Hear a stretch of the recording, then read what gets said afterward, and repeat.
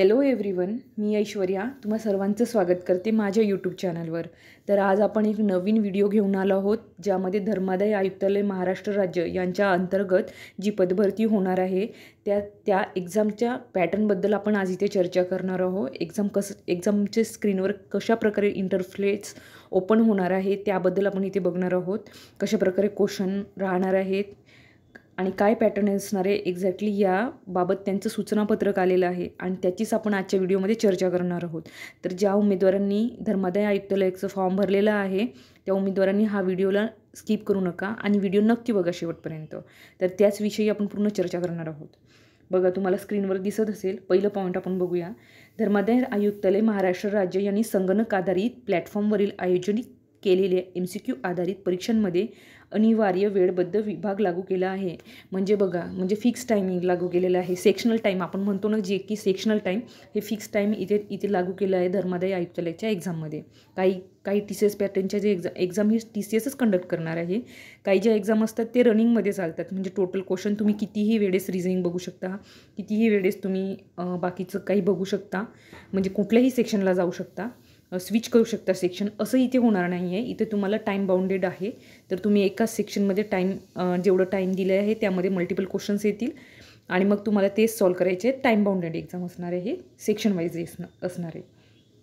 ठीक आहे. पुढे तुम्ही बघू शकता धर्मादाय आयुक्तालय महाराष्ट्र राज्य. आपण हे बघितलं आहे पहिलं.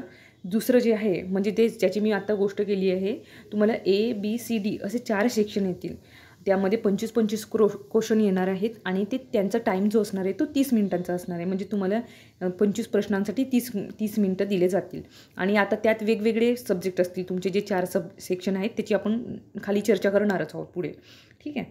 तसं उमेदवारांनी कोणताही प्रयत्न केला असो वा नसो, म्हणजेच आपण जे मार्क फॉर रिव्ह्यू केलेलं असतो ना, की आता ह्या सेक्शनमध्ये मार्क फॉर रिव्ह्यू केलेला आहे, तर तुम्हाला त्याच सेक्शनच्या टाईममध्ये तुम्ही मार्क फॉर रिव्ह्यूचं क्वेश्चन बघू शकता. तुमचा टाईम संपल्यानंतर तो क्वेश्चन तुम्हाला बघता येणार नाही.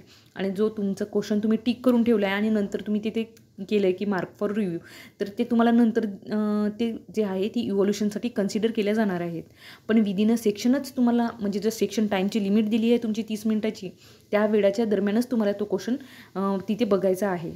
नंतर लास्टमध्ये म्हणजे ठीक आहे की आता मार्क फॉर रिव्ह्यू करून ठेवलं आहे, माझे चार लास्टच्या सेक्शनला मी बघू शकणार, असं ते काही होणार नाही आहे. विदिन अ टाईमच तुम्हाला बघायचं आहे. ABCD असे 4 सेक्शन राहणार आहेत. आता जो पहिला पोस्ट जे आहे ते बघू आपण. हायर ग्रेड स्टेनोग्राफर आणि जो लोअर ग्रेड स्टेनोग्राफर यांच्यासाठी Marathi, English, general knowledge, intelligent test असे 4 सेक्शन आहे. 4 म्हणजे सब्जेक्ट आहेत तुमचे.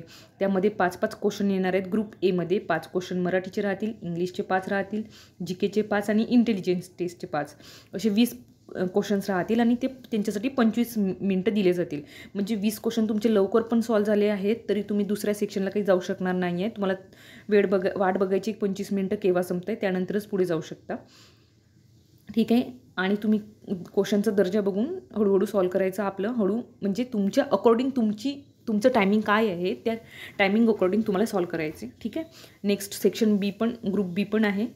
जर तुमच्याकडे कॉनचे क्वेश्चन आले किंवा काही रिझनिंगचे क्वेश्चन्स आहेत ते तुम्हाला जमत नाही आहेत, तर तुम्हाला बाकीचे सब्जेक्टमध्ये लवकर करता येते ते करून टाईम सेव्ह करून मग तुम्हाला ते बाकी टाईम तुम्हाला रिझनिंगला द्यायचं आहे. म्हणजे अशा प्रकारे तुम्हाला इथे टाईम मॅनेज करायचं आहे. म्हणजे 30 मिनटं म्हणजे 30 मिनटाच्या आधी झालं तर अतिउत्तम, नाही झालं तर मग तुम्हाला ते मॅनेज करायला शिकायचं आहे आधीच टायमर बेस्ड टेस्ट सिरीज देऊन. ठीक आहे. नंतर ग्रुप सी पण तसंच राहणार आहे. इथे ग्रुप सी म्हणजे 3 सेक्शनमध्ये राहणार आहे. हायर ग्रेड स्टेनोग्राफरवाली आणि लोअर ग्रेड स्टेनोग्राफर. नेक्स्ट आहे अतिशय महत्त्वाचं पद जो की जास्त उमेदवारांनी भरलेलं आहे आणि ज्या उमेदवारांनी इन्स्पेक्टर म्हणजे अर्थातच निरीक्षक आणि सिनियर क्लर्क या 2 पदासाठी भरलं आहे. यांच्यासाठी मी आता तुम्हाला सांगणार आहे. यासाठी सर्वाधिक फॉर्म आलेले आहेत कारण की हे 2 पद जास्त चर्चेत होते. ठीक आहे. मराठी, इंग्लिश, GK आणि इंटेलिजंट टेस्ट असे हे तुम्हाला 4 सेक्शन राहणार आहेत. तुम्ही बघू शकता. जो पहिला सेक्शन येईल, जसं तुम्ही साइन इन करणार आहे, रेडी टू स्टार्ट करणार आहे त्याच्यानंतर तुम्हाला ग्रुप A येऊन जाईल पटकन स्क्रीनवर. त्यामध्ये मराठीचे 6 क्वेश्चन भेटतील, इंग्लिशचे 6 क्वेश्चन, GKचे 7 आणि रिझनिंगचे 7 GKचे 6 क्वेश्चन आणि रिझनिंगचे 7 असे एकूण 25 क्वेश्चन तुम्हाला येतील. त्यामध्ये 30 मिनटं राहील पहिला जो ग्रुप एचा सेक्शन येईल तो 30 मिनिटासाठी येईल, मग ग्रुप बी येईल, मग 30 मिनिटं त्यासाठी, त्यामध्ये पण 25 क्वेश्चन. म्हणजे काही क्वेश्चन्स इकडे तिकडे शफल होत आहेत. कोणाचे जास्त, तर जसं ग्रुप सीमध्ये बघा इंग्लिशचे 7 क्वेश्चन आहे आणि बाकीचे 6 क्वेश्चन आहे. ठीक आहे, अशा प्रकारे मग त्या ग्रुप सीमध्ये 25 क्वेश्चन येतील, 50 मार्काचे राहतील आपले. त्यासाठी देखील 30 मिनिटाचा वेळ आहे. म्हणून तुम्हाला अशा प्रकारचे जे टेस्ट सिरीजचं पॅटर्ननी तुम्हाला तयारी करून घ्यायची आहे स्वतःची.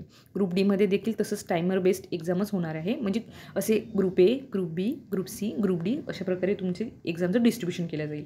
आता जे लास्ट जे होतं, जे लास्टची पोस्ट होती लीगल असिस्टंट ग्रुप बी, या पदाकरिता सब्जेक्ट रिलेटेड राहणार आहे.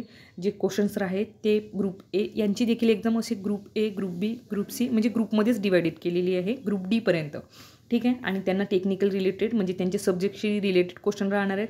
त्यामध्ये 25 क्वेश्चन पहिल्या ग्रुपला येतील, दुसऱ्या ग्रुपला देखील 25, मग अशा करता करता ग्रुप डीला देखील 25 क्वेश्चन येतील. आणि यांची जी टोटल टाईम आहे तो देखील 120 मिनिटाचा आहे. प्रत्येक ग्रुपला 30-30 मिनिटं राहणार आहे. अशा प्रकारे आपण एक्झाम पॅटर्नबद्दल सगळं बघून घेतलं आहे, सविस्तर माहिती बघितली आहे. आणि कुठलंही डाऊट असेल तर कमेंट बॉक्समध्ये नक्की सांगा.